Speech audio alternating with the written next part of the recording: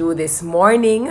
I know it's 8:48 on my side, and so normally the persons who are facilitated are usually the persons on the other side of the world, because my side of the world, they're already on their way to work or they're already at work. I'm fine. Morning, morning, morning. Love you guys. Thank you very much for coming in. I will try to save this because, as usual, hi O'Neill. As usual, you guys tell me to try to save my lives, which I was terrible at the beginning, but now I'm getting better. So I'm going to tell you why I jumped on, and it's very, very important. It might be more important for us as parents, but the more I thought about it, is the more I said, this might help a cross section of us. So for those of you who might have seen my IG stories yesterday, you would have seen that Naima, her project for guidance was to create an anti-bullying campaign, which I like. It's something that schools are trying to integrate now in terms of behavioral issues, social issues, trying to tie it into the educational system. And I thought, this is really cool.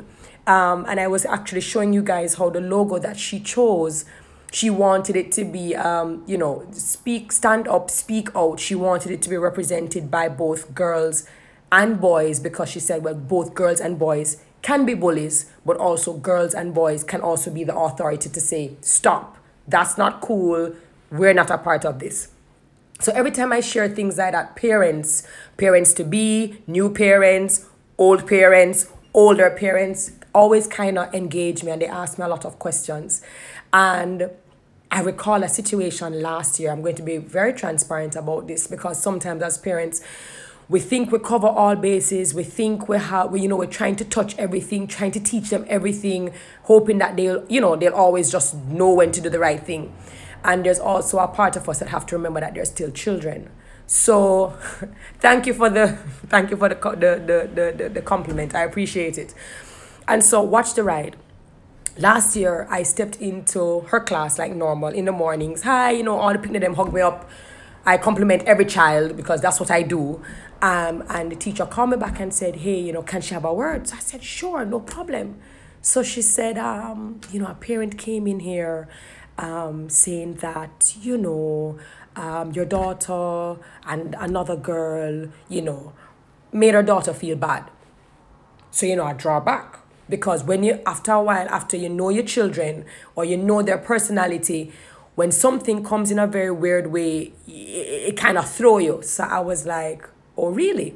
And the teacher looked at me strange, because it's like she's saying, yeah, this don't make any sense. Because Naima is usually the type of person who will be the first to hug. If a child cries, she's going to cry. If somebody hurts themselves, she's going to be the one to want to follow them to the nurse. So this never made any sense to me. What also didn't make any sense was the fact that the little girl who had complained to her mom, and rightfully so, was a girl who Naima grew up with in terms of since nursery, and they had just been recently split because of the new seating assignments. Cool. You guys following me? Watch the ride. So as a parent, the first thing you hear is what? And you try to assess if this sounds like your child or if it doesn't. The next thing you have to try to assess now is how you're going to have the conversation with her, right? So in my head, I'm saying, be calm, you know your daughter, but let us see what's going to happen. So I said, hey, Nai, so something happened with so-and-so the other day or consistently? And at first she was like, no, she didn't understand. So I kind of got a little bit. So I said, is it true that you and another chick were teasing her and making her feel bad about something? So the rule for us, Naima and I, is once you tell the truth, you can't get in trouble. It is a get out of jail free pass. If you tell me the truth about anything at all, and you tell me first or whatever, you cannot get in trouble. And that is to ensure that there is absolutely no fear in expressing herself, especially if she's telling the truth. So whether you're wrong or you're right, if you tell me the truth, you will not get in trouble. So, of course, I reinforced that. Yo, what's the scene? So she said, well, she didn't do anything. She said, not a chick, new girl, in the school or whatever. It's her friend. No problem, And she said that she called the other girl a boy because the other girl is a tomboy. And I can totally get that because I was a tomboy in school. So I used to, dress, especially when I got to high school, university, I was wearing boxers and size 32 pants and these things. And so apparently the other little girl keeps on calling this girl a boy. A boy, you're a boy, you're a boy. And so Naima said she would laugh. So then I listened to her normal. What you don't want to do is I don't want to jump down her throat because then I go against the whole notion of if you tell the truth, you won't get in trouble. So I sit down and I listen to her and I said, okay, cool. I said, so every single time so-and-so calls so-and-so a boy or a tomboy, I said, what was her reaction? She said, well, at first she was, aggressive. And then you could see that she didn't like it. She would say, stop it. She doesn't like being called a boy. Then she tried to defend that she's a girl. And so I said, so do you think that that is funny? And she stopped and she said, well, when you put it that way. That's what she said. That's what Naima said. Oh, when you put it that way. And I said, it's not what I'm putting. I'm asking you based on her reaction to what your friend is saying to her. Does that look like somebody who is having a good time? She said, no. So I said, so let me ask you a question. If I were teasing you about something that you did not like and you kept on saying you don't like it, you don't like it, you don't like it, and I kept on doing it, how would that make you feel? She said, it would make me feel really bad. And I said, and if I had people around me laughing at you, how would that make you feel? And she said, well, Mommy, it would make me feel worse. And I said, so this is the scene.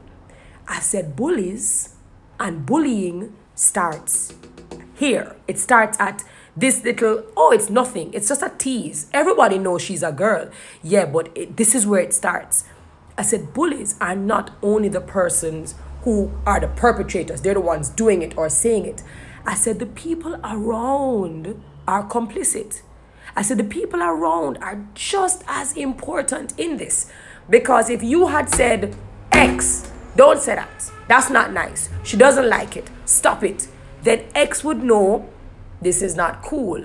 I am not getting support here. I said, but if you laugh or chuckle or you don't say anything, then it says that it is okay. So she said, she was sorry, this time, she starts crying. And I'm like, hey, Bobby, everything cool. I know you are not a mean girl. I know you would care for the fish in the ocean and the animals in the sky. I said, I understand, but these are learning situations. And so it means that even as parents, we can't just focus on something being one-dimensional. We actually need to try to catch the scope, which is all of the gray areas. So I said, not a problem. Do you know what you need to do? She said, yes, she does. She went, she apologized to the little girl, and I didn't tell her what to say. I said, you must know what you need to tell her, right? So there is a splendid, absolutely. So I told her, do the right thing. That's my core value. Always do the right thing. So not only did she go and apologize, I think she went in the fridge and she took out mostly extra lollipop or some little treat she had as a peace offering, basically. But it doesn't stop there. In my opinion, it cannot stop there. So I had a conversation with her and I kind of explained to her, hey, you have a role to play in this. You are to tell your people, yo, this is not cool. And you are to care about the feelings of the other person. No problem. I pick up the phone and I call the parent. Because I think a lot of the times parents carry feelings. And this is not to say that the parent was doing this. No, I am just saying I like to deal with things. I'm not a confrontational person. But I think things like this, it is important to reach out and to let that parent know, listen, you have the support. I got the complaint. I spoke to my daughter. And this is what we discussed. So I called the parent and I said, hey, by the way, this is all happening in the same day. You understand? Like, I don't wait for these things to stay long and fester and you forget about it and you move on. No, I tackle these things right away. So I called the parent and I said, hey, what's up? And I said, what is this I hear? I walk in and she said, yeah, her daughter come home. And she said that she started saying it earlier, but then it became something consistent and she realized that her spirit was kind of broken. And I was like, first of all, call me. I said, you can call me. You don't have to worry about me being one of those parents who, I know my child. Can't take me. I said, you call me and you said, T, this is what has been brought to my attention, XYZ. But I say, I understand that not all parents or people want to be confrontational. Someone said, no problem. So I said, I spoke to Naima about it. And she said, yes, she knows that Naima was not the one who is the one drilling, you know, but her daughter keep on saying that, whenever the girl says it, and if Naima happens to be there, Naima laughs. And so she said she just knows that's not Naima's personality. So I said, yeah, but I said I spoke to her about it. And I explained to her about the person on the outside and the outskirts being just as important as the person who is bullying. And she said, boy, thank you, XYZ. She said, no, the other girl, the girl who is actually the one saying it, she said she's not really familiar with her. So I said, it's a new girl or whatever. And what I did was I reached out to the other parent and I said, yo, this has been brought to my attention. I have spoken to my daughter about it. Yo, it's up to you for deal with yours. I can't control what you tell your other child. And I just told Naima, yo, don't let this happen again. Don't make me hear about this happening again. And so the reason why I'm bringing this up is just to kind of, let us know, just to kind of reinforce and remind us that even as parents, even as good parents, we try to teach them everything, and yet still things will still fall through the cracks. So I think in terms of communication and speaking to them, it has to be something that is holistic. So it can't just be, bullying is wrong. It has to be, hey, bullying can be something as simple as hurting someone's feelings over and over consistently and making somebody feel bad. It isn't always the shove, it's not the kick, it's not always the punch and the verbal cuss out. Sometimes it's the little ones. And what is important for us to nip in the bud too, because what I tried to do was I tried to close that circle immediately. My daughter, the parent, the other girl parent, and I tell Naima, yo, differently still. If you know somebody who's gonna act like a jerk, then you can't be their friend. But for close the circle quick and fast. And this is the reason why, ultimately, this is the reason what it's coming down to. Bullying is just like people doing things on social media for likes and for engagement and for they want them video to go viral. The more outrageous they are and the more people share and like and comment and engage, whether it is bad or not, that feeds the ego. That tells them, more, we want more. This is entertaining. So if somebody, a child or an adult, does something to hurt another person, to demean, belittle, or berate another person, and we on the outskirts go, ha ha ha, or we are silent, which is consent basically, what it tells that person is that, yo, we want more. This is entertaining. We like this. We support this. We endorse this. So guess what happens? It feeds the behavior. A comedian who gives a joke, finds the vein, people are laughing out their skulls. What does that comedian do? That comedian will probably stick in that vein or will give them more of what is making them laugh. Straight up. It's the same thing that a bully does. So I tell her, and by the way, I reason with Naima like this. I explain to her that this is where it starts. But what you also need to understand is that the persons on the side, not only are they feeding into the bully, but it's creating an environment for another bully to sprout from that group. Why? Because they're seeing somebody else who is the bully getting laughs, endorsements, ha ha ha ha ha, by other people, and they want to feel that too. Why wouldn't I want to be a part of that club? And so right from that complicit set, it's also teaching them another social behavior, and from that somebody else becomes a bully.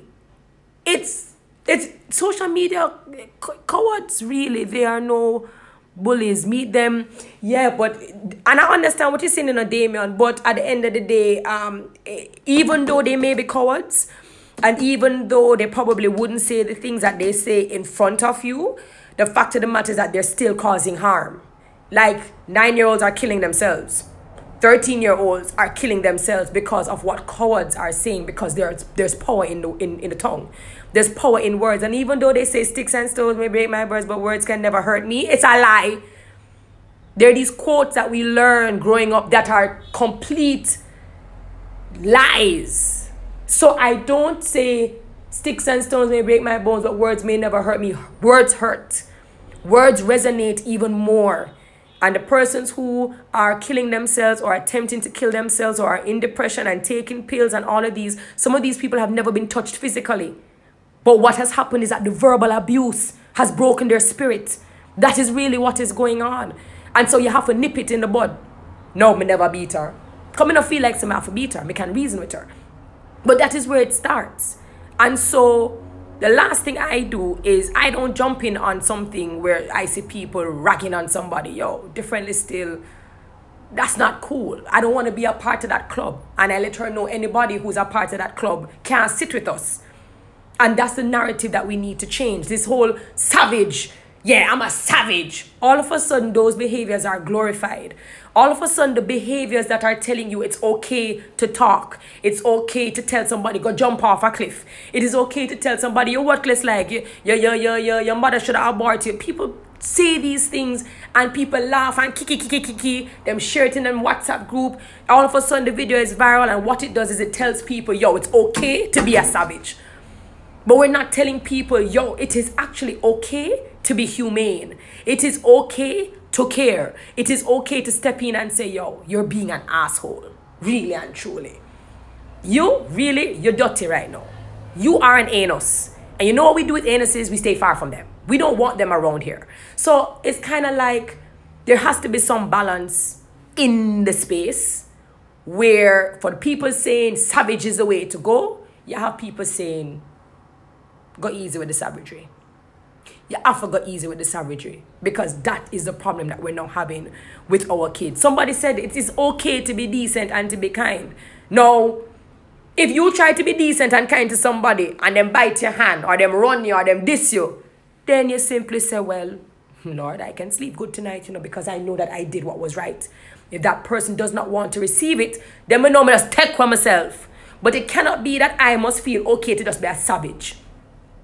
And it's not okay to teach our children it is okay to be savage. Because then we wonder why when we see people dead on road and children are taking up phones and video recording without any, no remorse at all. You wonder, yo, how are they doing this? It's because this is what they're seeing. This is what they're hearing. So once I hear what I hear, and even though Naima was not the instigator, and even though the parent told me that, yeah, her daughter said it was really not Naima, me have to nip it in the bud quick and fast. Because the next time it might be something worse. It might be a worse comment. It might be a push. It might be a shove. And I don't want my daughter to feel like it's okay to be like kiki kakaka or to be quiet. And so that's what I want to instill in my daughter. Now, whenever I do something with her, a lot of parents always engage me. And I tried to do the little one-on-one direct messages and I will respond. But then I thought maybe this topic is something cross-sectional. And I think it's something that we can all learn from. And I told Naima, quite frankly, if somebody says something or does something, before you even look to go, ha ha, ask yourself very, very quickly, how is the other person feeling? How would this make you feel? Is this making the situation better? Is it making the situation worse? Is what this person doing to this other person, is this helping or is it causing harm? I said, if after you ask yourself those questions, something to add up, then you know it is not something you're to laugh at. It's not funny. It's not funny. And the older I've gotten is the easier it becomes to not laugh politely at jokes. I do not laugh at jokes where people are being malicious against other people. It's not funny. It's not funny. And when I don't laugh, it means that you can't come to me in that space. I'm not entertaining you. Therefore, you have to go somewhere else to be malicious to somebody else. This space is a safe zone. And that I like being a safe zone. So I think it is important as adults too for us to just kind of catch ourselves, man. We're getting too easy with just being cyberbullies.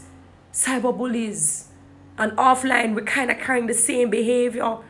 So I don't want us to feel like it's just a social media thing. People are more savage in the streets.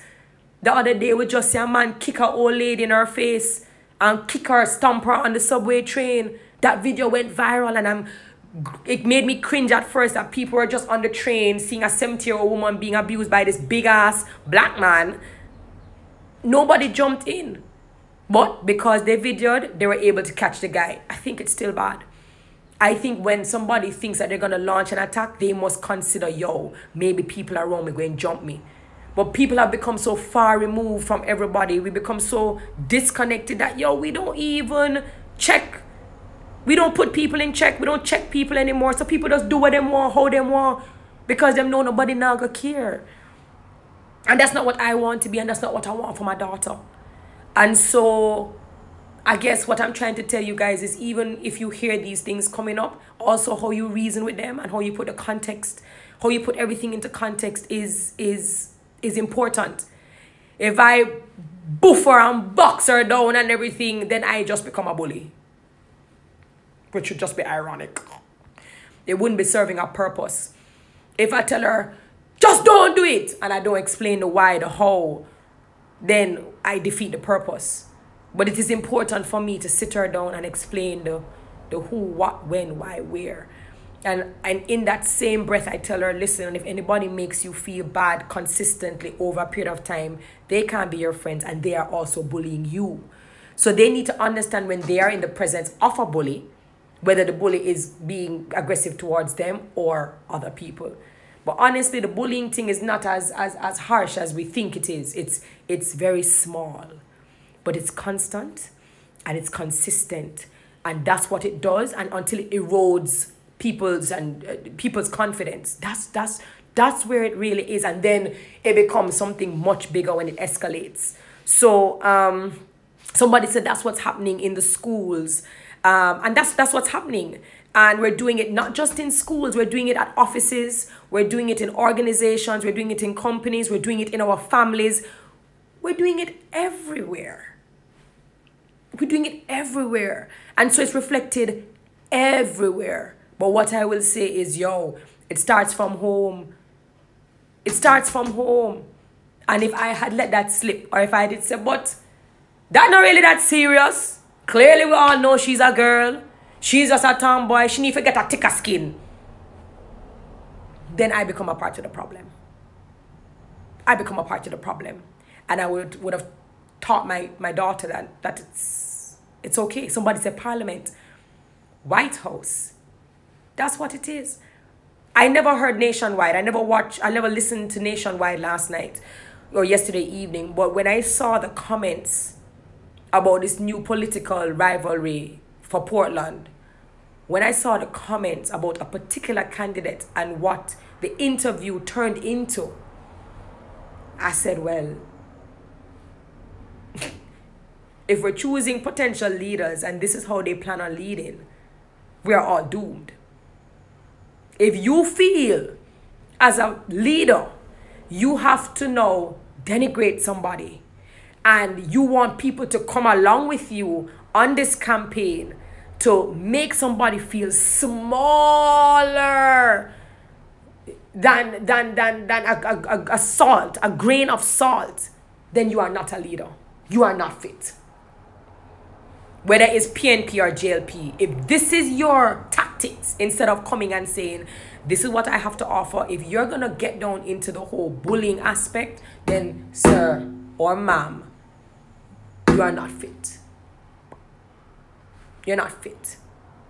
So quite frankly, I feel like everything needs to wipe out. I feel like we need an entire new slate. We need a clean slate. From the leaders to the interviewers to the media hosts, everybody just needs to come again. Wheel and come again. People need to understand that people outside cannot be your child's role model. If your child cannot look to you as the benchmark, then dog nyam will suffer. Exactly. And that's another thing as parents. Some of us are guilty of that. We feel like it's the church's responsibility to keep our children in shape. We think it's the school and the teachers' responsibilities to keep our children in shape and teach them the way. No. They should complement our teaching. They should reinforce our teaching. But the teaching has to start at the most consistent place, and that is the foundation, that is your house. And it's not to say that you can't look to other people for inspiration. I'm not saying no. But in case we haven't noticed, there are not a lot of people who inspire who are going as viral. They're not as popular. And they're not in the volumes that we see other people. And that is the problem. So because of that, because of the imbalance, because of what they're hearing and seeing, and it's everywhere, we have to be even more vigilant. Sorry, parenting doesn't come with a manual. And I am not an authority or an expert on the topic. I just simply share things that I come across, challenges that I have, and how I try to deal with them. Somebody says some churches need to be checked. Everyone needs to be checked. That's the problem. Everybody needs to be checked. But what happens is that when we make certain behaviors, social behaviors slip, then all they do is it becomes this big ass avalanche. And that's really what happens. So I don't know who needed to hear this. I don't know who going through stuff, who may be a bully and they don't even know. There might be some of us who every single day we get up and we get on a nerve, we pinch a nerve, we pinch a nerve, we pinch a nerve, and we don't even realize that what we're doing is bullying. It's a form of bullying. Check yourself. Check yourself. If you're in the presence of somebody who does it, check them. Check them. And if they can't be checked, then you really need to start asking why you and them in the same space. But what I will do, I will save it. I will save it. Don't worry about it. I realize that whenever I do things this early, people always ask me to save it and then I will play it. Teachers need to hear this as well. Somebody said that you wish the world could hear this. Thank you. Sometimes I have a lot of thoughts that I want to share, but then I kind of go, well, duh, Terri, everybody knows this. You know, everybody knows this. There's no need for you to share this. But then I realize that whenever I do have these moments of enlightenment and I share it, I realize that I usually get a very positive feedback. You need your talk show. What am I gonna talk about? What am I gonna talk about? Employers need to hear this. Absolutely, it has to be a check. Check drivers carrying the kids also, they should hear this. Wow, y'all are checking a whole heap of people who need to check themselves. But we need the reminders. And I love you too. I love you too. Please send us this video so we can repost. It's a very long video. Hi Kim, Terri the talk show. Okay, I'm saving it. I'm gonna do the talk show. There are a lot of talk shows already, guys. But I don't know who needed to hear this. I will probably post it on my YouTube page just so that you can share it with whoever you think might need to hear this. Or if you came on late, you can watch it, and I hope that there's some nuggets. And if you have anything that you want to add after I add it to YouTube, certainly go ahead and add your nuggets as well, because you never know who is reading, who is watching, and whose life you might be saving. So I guess before I go, what I'll say is it's okay to be decent. It's okay to show love. It's okay to be nice. It's okay to be kind. It's actually cool. You walk away feeling like $1 million. You walk away feeling better. And that person also walks away feeling valued. Do you know how nice it is when two people walk away from something saying, versus one person walking away being like, and you're the only one laughing and the other person is crushed. So check yourself before you post, before you share a video that you know is showing cruelty, before you laugh, before you endorse it, before you support it. Check yourself, because then you become complicit. You are just as bad as the person committing that particular act. You guys are giving me names for my shows. You guys are hilarious. So I don't want to take up any more of your time on this lovely Thursday morning. But thank you for your audience. You guys are always amazing. From persons in Australia to Japan to China to France. I mean, you guys, no matter where you are in the world, you always kind of try to jump on my lives. And I really do appreciate that you think I am worth listening to even for a second. Thank you. Thank you, self-love. I really do appreciate that comment. I could have taken up your whole day. You're too kind. But I'm going to go do my errands. It's end of month. I need to pay my bills, and I will save this live and I will put it on to YouTube. So take care, guys. All the best. Bye.